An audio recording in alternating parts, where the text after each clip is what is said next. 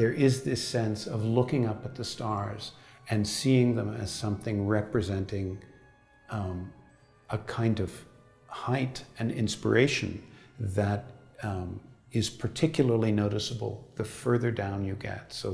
the darker things seem to be, the brighter the stars appear. And that's literally what happens when you're in these canyons. Part of my family hails from Utah, my father's side of the family. And my grandfather was a mineral geologist. And therefore, when I was out with my grandfather as a small child, he would just make all of the rocks and mountains sing. He would have them tell their histories, and he would explain why the colors of this rock were that way and why the land had eroded in this particular fashion. So with this background, when I discovered that Olivier Messiaen, one of my favorite composers, had actually been inspired by the same places and by the same landscapes, and that his sensitivity to color and to birdsong, to nature in general, and to the enormity of the expanses that make up our universe. When I realized that he had put all of this in a piece of music, I was simply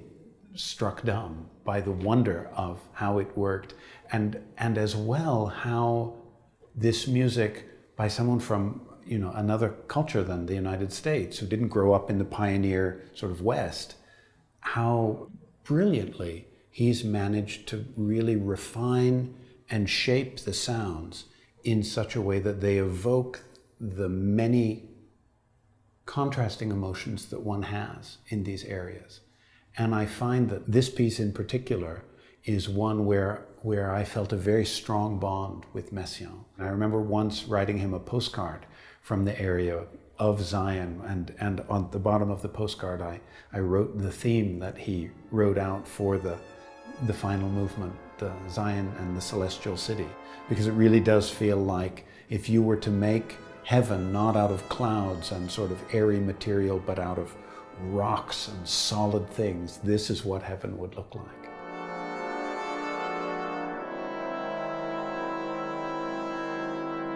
I thought there must be some way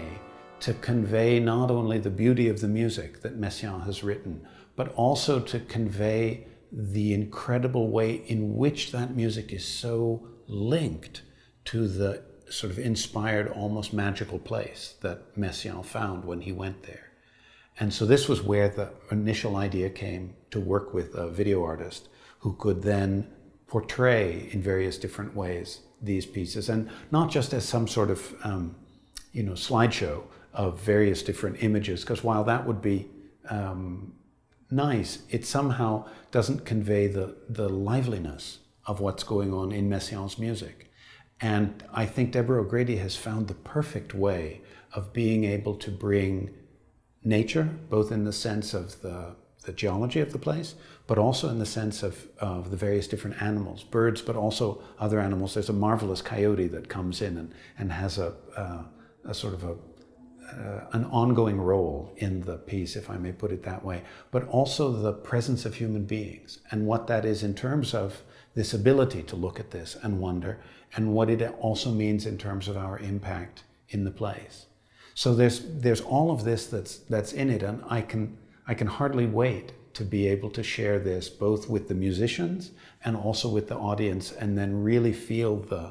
the impact of what this visual accompaniment will do to help the music express itself to its fullest. I look forward to welcoming you in February of 2016 to the performance of Messiaen's From the Canyons to the Stars at the Sydney Opera House with your own Sydney Symphony Orchestra and the wonderful photography of Deborah O'Grady.